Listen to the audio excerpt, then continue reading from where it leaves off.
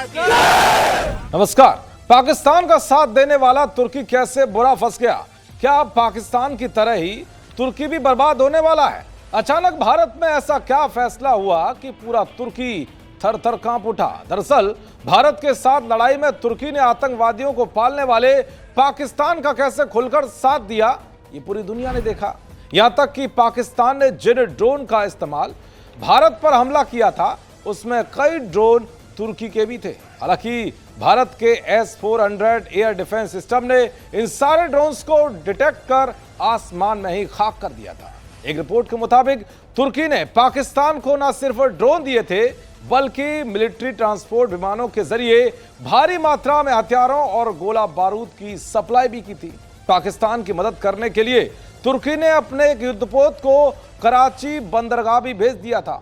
ऐसे में तुर्की के खिलाफ भारत में जबरदस्त गुस्सा देखने को मिल रहा है। भारत में हर तरफ से आवाज उठ रही है कि तुर्की को तगड़ा सबक सिखाया जाए।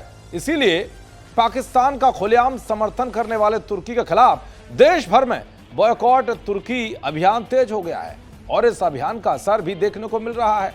यानी कि भारतीयों ने घर बैठे ही तुर्की पर बड़ी स्ट्राइक करनी शुरू कर दी है। पुणे के व्यापारियों ने तुर्की से सेब खरीदना बंद कर दिया है। तुर्की के सेबों का कारोबार आमतौर पर एक सीजन में 1000 करोड़ से 1200 करोड़ रुपए तक होता है, लेकिन अब यह कारोबार ठप हो गया है।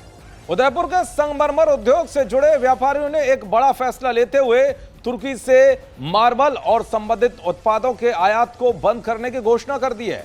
दरअसल तुर्की से हर साल लगभग 5000 करोड़ रुपए का संगमरमर भारत में आयात होता है, जिसका सबसे बड़ा हिस्सा उदयपुर और राजसमंद के व्यापारी करते हैं। भारत में 14 से 18 लाख टन माल आयात होता है, इसमें से करीब 70% माल तुर्की का होता है। लेकिन अब इस पर भी तुर्की को गहरी चोट लगी है, तो वही तुर्की में फिल्म शूटिंग ना करने की भी मांग जोर पकड़ रही है। इसके अलावा भारत के अलग अलग हिस्सों से लोगों ने तुर्की जाने का अपना प्लान कैंसिल कर दिया है। ऑल इंडिया टूरिस्ट फेडरेशन के मुताबिक सिर्फ अकेले पूर्वांचल से 15,000 से ज्यादा पर्यटकों ने अपना प्लान और टिकट कैंसिल करा लिया है। पिछले साल 37,500 लोगों ने तुर्की और अजरबैजान की यात्रा की थी। अभी तो 3 दिन का ही ये आंकड़ा है। उम्मीद है कि ये संख्या 25,000 से 30,000 के बीच जा सकती है। आप समझ सकते हैं कि तुर्की को कैसे सबक सिखाने की कार्रवाई तेज हो गई है। यहां गौर करने वाली बात तो यह भी है कि ट्रैवल कंपनियां भी इसमें लोगों का साथ दे रही हैं। एयर इंडिया सहित कई एयरलाइंस कंपनियां लोगों से कोई कैंसिलेशन चार्ज नहीं ले रही हैं। यानी कि जब बात देश हित की है तो सारे देशभक्त एक साथ हैं और देश के साथ खड़े हैं। वो इसके लिए किसी भी नुकसान उठाने के लिए तैयार हैं। ट्रैवल ऑपरेटर्स के मुताबिक पिछले 6 दिनों में 50% भारतीयों ने तुर्की और अजरबैजान जाने की बुकिंग्स कैंसिल कर दी हैं। दरअसल तुर्की और अजरबैजान जैसे देशों को इकोनॉमी में टूरिज्म का बहुत बड़ा रोल है।